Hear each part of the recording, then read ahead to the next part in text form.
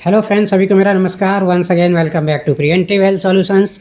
This is KP Singh, nutrition advisor on integrative dietetic. दोस्तों, आज मेरा फेस कुछ बदला बदला आपको नज़र आ रहा होगा, क्योंकि कुछ डोमेस्टिक रिचुअल्स के कारण मुझे हेड शेव कराना पड़ा है।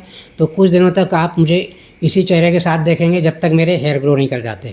तो दोस्तों, आइए आज हम बात करेंगे A1 और A2 मिल्क क्या होते हैं, और A2 मिल्क के लिए जो हम एक्स्ट्रा पे करते हैं पैसा, क्या वो वर्थ है, उससे कुछ हमें A2 मिल्क पीने से फ़ायदा है, या एक पूरी तरह से ये एक मार्केटिंग जिमिक है और हमें बेवकूफ़ बनाया जा रहा है। तो दोस्तों, आइए इसमें हम कुछ साइंटिफिक इन्फॉर्मेशन शेयर करेंगे। उसके आधार पर आप खुद डिसाइड कर सकते हैं A2 के नाम पर मिल्क के लिए एक्स्ट्रा पैसा देना आपके लिए वाजिब है, यानी कि सही है या नहीं।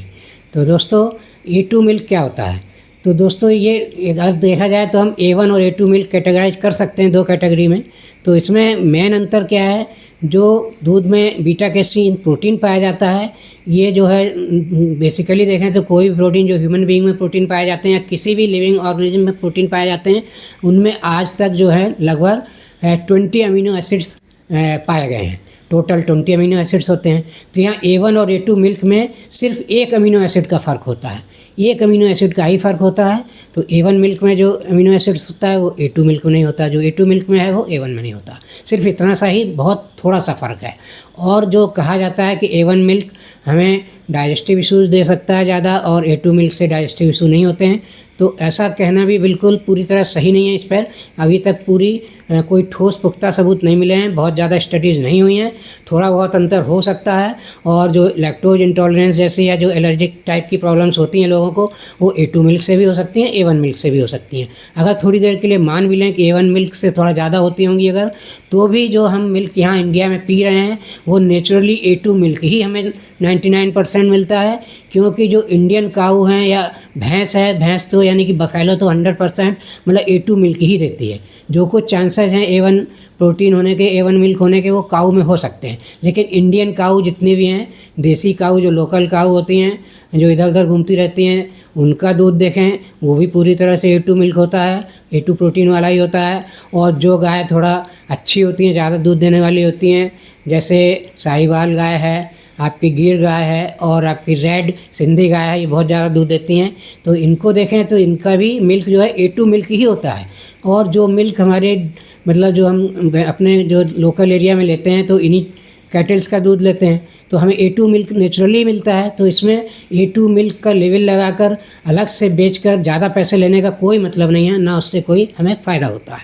और अगर थोड़ी देर के लिए मान लें, कुछ लोग कहेंगे जो बड़ी बड़ी डेयरीज हैं ये मिल्क बहुत जगह से कलेक्ट करती हैं, तो ये हो सकता है A1 मिल्क भी कलेक्ट करती हों।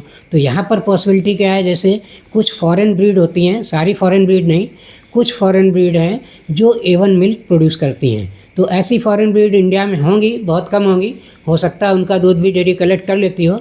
लेकिन ये सारा दूध अगर मिलाकर ही बेचा जाता है, तो उसमें अगर A1 दूध थोड़ा बहुत आ भी जाता होगा, तो उसका कोई इफेक्ट A1 प्रोटीन का उसमें नहीं है, निग्लिजिबल होगा, और आपको A1 दूध यहाँ नॉर्मली इंडिया में आपको मिलेगा ही नहीं। तो फिर A2 लेवल लगाने का क्या मतलब? इसका कोई मतलब नहीं है, और ये आपको एक तरह से बेवकूफ़ बनाया जा रहा है, एक्स्ट्रा पैसे वसूले जा रहे हैं। यूँ ही आप नेचुरली A2 मिल्क ही पीते हैं जो आपको मिलता है इंडिया में। तो इस तरह से दोस्तों, इसके बहकावे में ना आए, इसके चक्कर में ना पड़ें, और A2 मिल्क पर पैसे बर्बाद ना करें।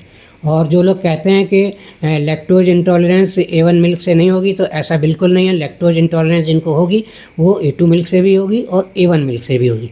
वो लैक्टोज के कारण होती है, ना कि बीटा कैसीन प्रोटीन के कारण।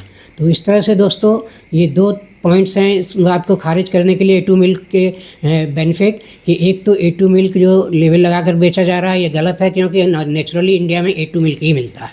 और अगर थोड़ा बहुत A1 मिल्क उसमें मिक्स भी हो जाता है तो उसका कोई इफेक्ट नहीं है, निग्लिजिबल हार्मफुल है, वो निग्लिजिबल हार्म्स हैं उसके, क्योंकि इतनी कम मात्रा में मिक्स होगा। अगर डेयरी वगैरह जो बड़ी बड़ी डेयरी हैं कलेक्शन में अगर कहीं A1 मिल्क उन्हें मिल भी जाता है तो इस तरह से दोस्तों, यहाँ तक क्या जो भेड़ बकरी होती हैं उनका मिल्क भी A2 ही होता है। तो इस तरह से इंडिया में बहुत कम पॉसिबिलिटी है A1 मिल्क की, निग्लिजिबल पॉसिबिलिटी है। और अगर मिल भी रहा है तो उससे कोई नुकसान होने वाला नहीं, क्योंकि उसकी इतनी क्वांटिटी इतनी कम होगी। रेशियो अगर देखेंगे तो मेन रेशियो A2 मिल्क का ही होता है। तो इस तरह से दोस्तों, A2 मिल्क के बहकावे में आकर एक्स्ट्रा पैसे ना वेस्ट करें। और अगर आपको ठीक है A2 मिल्क आपको साइकोलॉजिकली अच्छा लगता है और आप अफोर्ड कर सकते हैं, तो बेशक आप उस पर पैसे खर्च कर सकते हैं और एंजॉय कर सकते हैं। Otherwise there is no use of A2 milk, all milks are A2 milk which ever we are taking in India. तो दोस्तों इसी के साथ ये वीडियो अच्छा लगा है तो मेरी इन्फॉर्मेशन अच्छी लगी है तो मेरा वीडियो लाइक और शेयर करें। चैनल सब्सक्राइब नहीं किया है तो चैनल सब्सक्राइब कर लें। Thank you very much. See you in next video with some other health tips.